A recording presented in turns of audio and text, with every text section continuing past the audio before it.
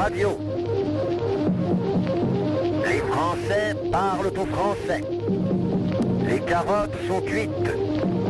Les carottes sont cuites. Sud Radio Berkov dans tous ses états. Ukraine, Russie, bruit de bottes, proclamation mondiale. Est-ce que c'est la mondialisation qui est devenue dangereuse ou encore plus le monde devenu dangereux? On en parle tout de suite avec Alexandre Delval. Sud Radio Berkov dans tous ses états. Le fait du jour. Alexandre Delval, bonjour. Bonjour. Toujours heureux de vous recevoir à l'antenne de Sud Radio dans notre émission.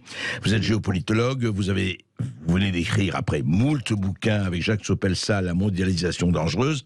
Mais alors parlons, deuxième jour de l'invasion russe en Ukraine, avec les attaques, les réponses, les sanctions, les proclamations martiales des uns, les effets de manche des autres. Mais parlons très précisément aujourd'hui, je voudrais quand même commencer à parler, vous en parlez aussi d'ailleurs dans votre livre, La mondialisation dangereuse. Au fond, est-ce que, économiquement, commençons par l'économie, elle m'intéresse, avec les réserves en gaz et en pétrole, avec le gazoduc, avec Nord Stream 2 arrêté, quels sont déjà les effets, puisqu'on voit les effets à la pompe ce matin déjà, le prix du fioul augmente, on voit les effets un peu partout, à la bourse et autres. Qu'est-ce que ça entraîne, ça, pour vous ? Alors, ça va faire accentuer un phénomène déjà en cours depuis la reprise de l'économie mondiale après la période de lockdown Covid. Oui. Il y a eu une reprise et il y a une montée générale des prix, en partie due à l'énergie, mais pas que, reprise des flux, des importations. Donc, la montée du prix de l'énergie, ce n'était pas que la crise ukrainienne, mais elle a aussi contribué à faire monter les prix. Ce qui a rendu le gaz de schiste beaucoup plus rentable, peu importe leur raison, mais l'augmentation générale de l'énergie et du baril, parce que le gaz est indexé sur le baril. Vous savez, il y a beaucoup de récupération, c'est la fracturation hydraulique. En gros, on ne va pas entrer dans les détails. Non, bien sûr. Ce gaz de schiste, en plus, qui coûte cher à transporter par les méthaniers, qui doit être liquéfié puis regazifié, ça coûte très cher. En plus, c'est une catastrophe écologique. Mais les Américains ont vu, je ne dis pas qu'il y a un complot, mais les Américains ont vu une opportunité. La tension mondiale sur les importations qui fait monter les prix, puis la crise en Ukraine, une opportunité pour que ce gaz de schiste qui a besoin d'un prix assez élevé pour être rentable, eh bien, leur but, c'est de l'écouler. Ils en écoulent déjà 30%. Et le but, c'est d'écouler beaucoup plus de gaz de schiste en remplacement du gaz concurrent russe. Et c'est là qu'il y a la guerre du gaz, qui est l'une des dimensions, pas la seule. Bien sûr, du conflit. Juste Alexandre Delval, mais quelque part, là, dans ce qui se passe, il y a quelque chose aussi lié à l'économie et à autres, et justement peut-être la dislocation de l'Europe. D'un côté, tout se passe comme si, mais vous me direz si à votre avis c'est cela, tout se passe comme si on pousse la Russie dans les bras de la Chine, et on voit comment la Chine a été pour le moins, elle a même appuyé la Russie en disant mais Vladimir Poutine n'a pas tort dans ce qu'il fait. Et puis deuxièmement et surtout, comment va faire par exemple un pays comme l'Allemagne et répercussions sur nous en Europe? Parce que l'Allemagne, elle a besoin aussi, vu qu'elle n'a pas fait dans le nucléaire, elle a besoin du gaz russe et peut-être du gaz de schiste, mais enfin ça va être plus compliqué. Quid des répercussions, alors là, géopolitiques par rapport à ce qui se passe aujourd'hui? Alors, il y a deux dimensions. Premièrement, dans la théorie des grands penseurs anglo-saxons, il y a tout un chapitre dans notre livre, La mondialisation dangereuse, là-dessus. Il y a toujours eu la phobie d'une alliance continentale entre l'Allemagne et la Russie. Et c'est en 1904 que Mackinder fait cette fameuse conférence sur le Heartland, reprise par tous les penseurs de l'OTAN. C'est l'ADN de l'OTAN. Empêcher une union continentale, diviser le continent en deux. Et il est clair que c'est lié à l'énergie, puisque plus l'Allemagne dépend du gaz russe, avec notamment Nord Stream 2, qui allait doubler le volume, et en plus en évitant des territoires hostiles et des territoires non stables. Donc le Nord Stream 2 allait très certainement assurer l'approvisionnement en gaz, un gaz sûr et pas cher, par des gazoducs, pas du gaz spot. C'était extrêmement intéressant pour cette alliance continentale, cette autonomie du continent vis-à-vis des Américains ou des pays musulmans. Les Américains étaient très ennuyés par cette perspective. C'est là que le gaz est lié à la géopolitique. Et ils ont fait d'une pierre deux coups la diabolisation de la Russie, la mettre dans ses retranchements, refuser tout accord de sécurité que proposait Poutine pour démilitariser, neutraliser l'Ukraine, mais aussi faire en sorte que l'OTAN cesse de s'étendre vers l'Est, des demandes qui étaient en partie légitimes, parce que, comme l'a bien rappelé Poutine, attention, je ne défends pas ce qu'il a fait en Ukraine, c'est inadmissible, il est devenu fou, mais il y a depuis une vingtaine d'années, Poutine demande à ce que l'OTAN ne soit plus tournée contre la Russie, que ses missiles et antimissiles ne soient pas tournés contre la défense russe. Et on n'a jamais voulu céder à ces demandes, qui pourtant étaient relativement légitimes, puisque les Russes avaient le parc de Varsovie. Et on en est arrivé à cette situation parce que depuis 20 ans, malheureusement, on n'a jamais tenu compte de ce que demandaient les Russes, que l'on peut trouver juste ou pas. Et malheureusement, Poutine, qui est un homme du 19e siècle, il pense que les Européens comprendront, après avoir eu peur d'une troisième guerre mondiale. C'est une stratégie terrible. Mais Poutine a déjà anticipé d'être exclu du marché européen. Il est déjà vers l'Asie depuis plusieurs années. En fait, il avait un coup d'avance. Il y a plusieurs années, j'en parlais avec un économiste, que la Russie prépare une survie sans le marché et le débouché européen. Oui, mais attendez, Alexandre Delval, d'abord, je ne partage pas votre avis que Poutine est fou. Je crois que Poutine est un joueur d'échecs. C'est pas pour le défendre non plus. Je n'approuve pas, évidemment, l'invasion. C'est loin de là. Mais Poutine est un joueur d'échecs pendant que nous, on joue à la belote. Et surtout, je vais vous dire quand même, et moi, je vous pose la question. Quand on est intervenu, l'OTAN a bombardé l'ex-Yougoslavie, a créé le Kosovo sans l'accord des Nations Unies. Quand nous avons fait, nous l'Occident, surtout les États-Unis, le nation building avec la guerre d'Irak suite à l'anthrax de M. Colin Powell, et on sait pour quelle raison. Quand nous avons fait la Libye, et vous connaissez ça très bien, vous en parlez effectivement dans votre livre, quand nous avons fait des guerres et des guerres de déstabilisation de régime, là c'était bien, c'était l'OTAN, c'était très bien. Que ce soit la Yougoslavie, la Bosnie, etc. Et quand c'est là ce qui se passe aujourd'hui, et vous avez dit effectivement ce sentiment d'être un peu encerclé, à tort ou à raison, et bien là ça devient cette espèce de fasciste hitlérien de Poutine.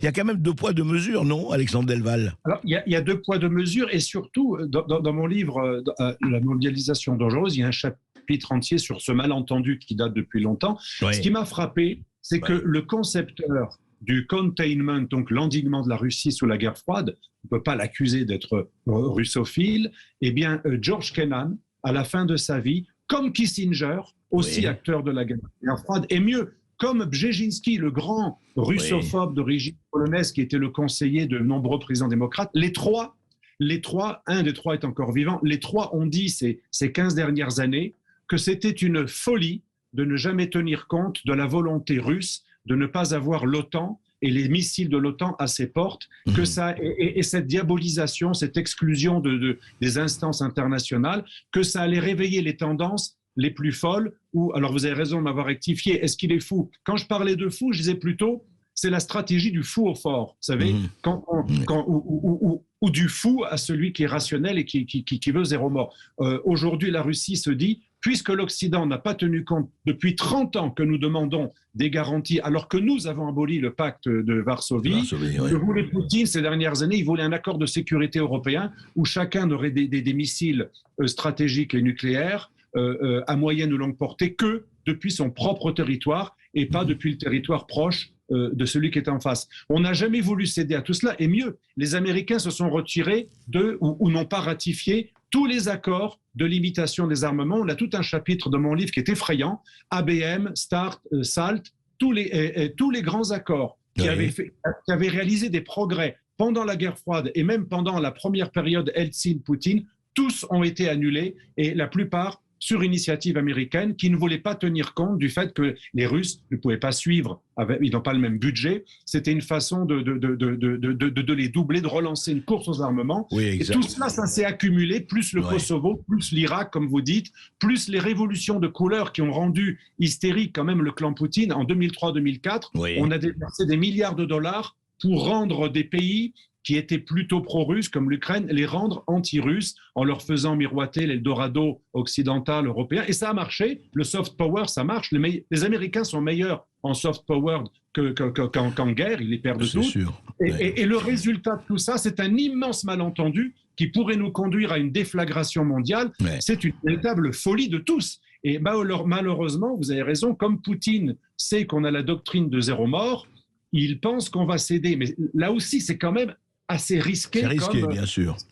Des deux côtés, on a pris des risques fous, alors qu'on a le même ennemi au départ civilisationnel, islamiste et chinois. On est on est au bord de la guerre inter-européenne. Mais alors, Alexandre Delval, comment vous expliquez que effectivement, on aurait pu, enfin, c'est facile à dire aujourd'hui, mais je crois quand même que ce soit les accords de Minsk ou ce qui s'est passé avant 99, si les Américains et l'OTAN et surtout l'Europe, vous savez que l'Allemagne et la France avaient signé que l'Ukraine serait en tout cas neutre, et l'Ukraine aurait pu être proclamée neutre comme l'Islande, comme la Norvège, comme la Suède, etc., etc. Et garantir qu'il ne serait jamais dans l'OTAN. Il y a 4 mois encore, vous vous rappelez, le porte-parole de Poutine disait ce serait terrible, ce serait une intervention si l'Ukraine rejoignait l'OTAN. Est-ce qu'on ne pouvait pas garantir ça alors que, et justement, et là, Poutine aurait été vraiment un criminel à ce moment-là d'envahir l'Ukraine. On ne pouvait pas, pour un travers que j'explique, c'est un peu le fil rouge de mon livre, La mondialisation dangereuse, les Européens et les Américains et les puissances atlantistes, qu'elles soient directement adhérentes de l'OTAN ou pas, sont prisonnières d'une vision mondialiste, et je m'explique, ou néo-impériale, c'est-à-dire que leur système est un système qui ne peut pas arrêter de s'étendre parce qu'ils pensent que leur système est valable pour toute l'humanité. C'est ce qu'on appelle la dérive mondialiste ou la lecture mondialiste de la mondialisation. Et donc les Européens et l'OTAN fait partie des instruments de cette mondialisation ou de cette vision mondialiste d'une Amérique et d'un Occident qui veut être le patron du monde entier. La Russie est un obstacle absolu, ça ne peut pas être acceptable, et même si on risque gros, dans l'ADN de l'OTAN, je le répète, il y a cette idée de contrer, d'encercler, d'isoler, voire même de refouler, rollback, le Heartland qui désigne la Russie, le cœur du continent. Tout l'ADN des stratèges de l'OTAN, toute la pensée atlantiste, c'est encercler, entourer et donc diaboliser la Russie, parce que si la Russie ne tombe pas dans des pièges et ne devient pas le diable qu'on veut qu'elle est, parce que tout a été fait pour les rendre fous, eh bien, si la Russie n'est pas un ennemi, il n'y a plus de justification de l'extension de l'OTAN et de la domination. Oui, mais alors, exact. Mais Alexandre, même un Emmanuel Macron a dit il n'y a pas si longtemps que l'OTAN était en état de mort cérébrale et que ça ne servait plus à rien. Et alors en même temps, aujourd'hui, c'est la nouvelle croisade. C'est quand même bizarre. Alors, une croisade en plus, et là je pense quand même aux citoyens ukrainiens qui veulent être ukrainiens.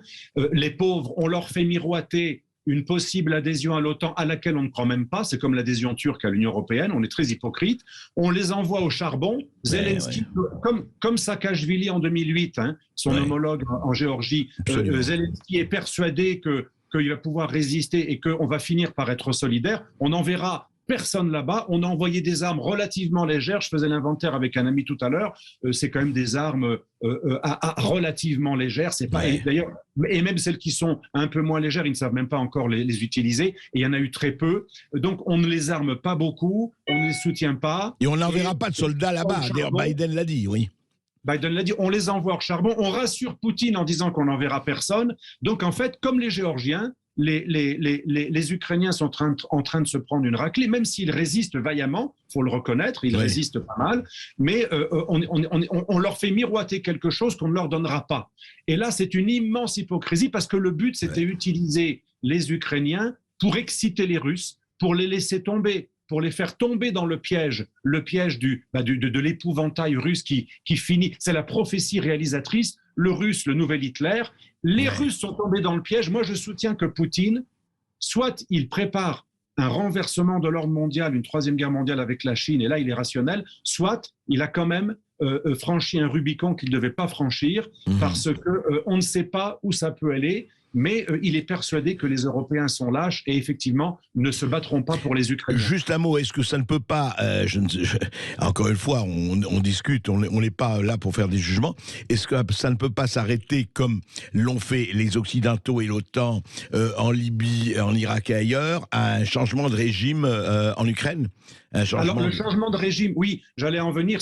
Mes contacts là-bas me disent, des deux côtés, hein, à Kiev et Russie, me disent que c'est l'objectif de guerre. Alors, on a plusieurs cartes. On a soit un chef d'état-major adjoint qui est un agent dormant russe qui pourrait être mis à la tête d'une junte militaire, si ça va mal. Si ça va un peu mieux, on aurait Poroshenko, l'ancien vendeur de chocolat, l'oligarque, qui fut président, qui maintenant est accusé d'intelligence avec les Russes, ou mieux, Medvedchuk, qui est le leader du parti pro-russe, qui est sénateur, qui est l'homme politique le plus pro-russe d'Ukraine, parce qu'il y a encore 20% d'Ukrainiens qui sont plutôt russophiles. Oui, bien sûr. Et il ne faut pas confondre russophone et russophile. Hein. Oui, la plupart des Ukrainiens sont russophones, mais une minorité de russophones, et même certains Russes ethniques d'origine, sont devenus pro-ukrainiens. Il y a un découplage entre la russophonie et la russophilie.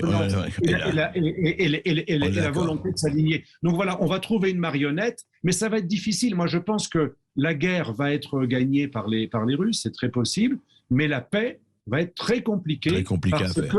que ce qu'a sous-estimé Poutine, et là on peut lui émettre une critique, Poutine vit dans un bunker. Oui, il ne reçoit que des rapports faits par son entourage, il ne regarde pas Internet et il est persuadé que les Ukrainiens sont des Russes et qu'il va pouvoir faire revenir des pro-russes. Ça, c'est la nostalgie du KGBiste et de l'Union soviétique. C'est clair qu'il l'a, lui, c'est clair. Et c'est aussi l'illusion qu'un russophone, car même à Kiev, on parle plus russe qu'ukrainien, c'est l'illusion qu'un russophone est forcément russophile. Bien Or, sûr. il y a un découplage. Et moi, ça m'a beaucoup surpris en parlant avec des Ukrainiens. On a des Ukrainiens d'origine russe qui sont anti-Poutine et anti-russes et nationalistes ukrainiens. Et inversement, on a certains Ukrainiens ethniques qui sont pro-russes. Et là, donc, c'est beaucoup plus compliqué que ce que croient. C'est clair. Dans l'Est compliqué, il ne faut pas aller avec des idées simples. Merci Alexandre Delval, merci de vos éclaircissements. Merci beaucoup Alexandre Delval. Je rappelle que vous avez coécrit avec Jacques Sopelsa La mondialisation dangereuse aux éditions de l'Artilleur. Et puis tout de suite, on va parler d'un mal franco-français, mais qui devient urgent, les parrainages. Sud Radio Berkov dans tous ses états. Appelez maintenant pour réagir 0826 300 300.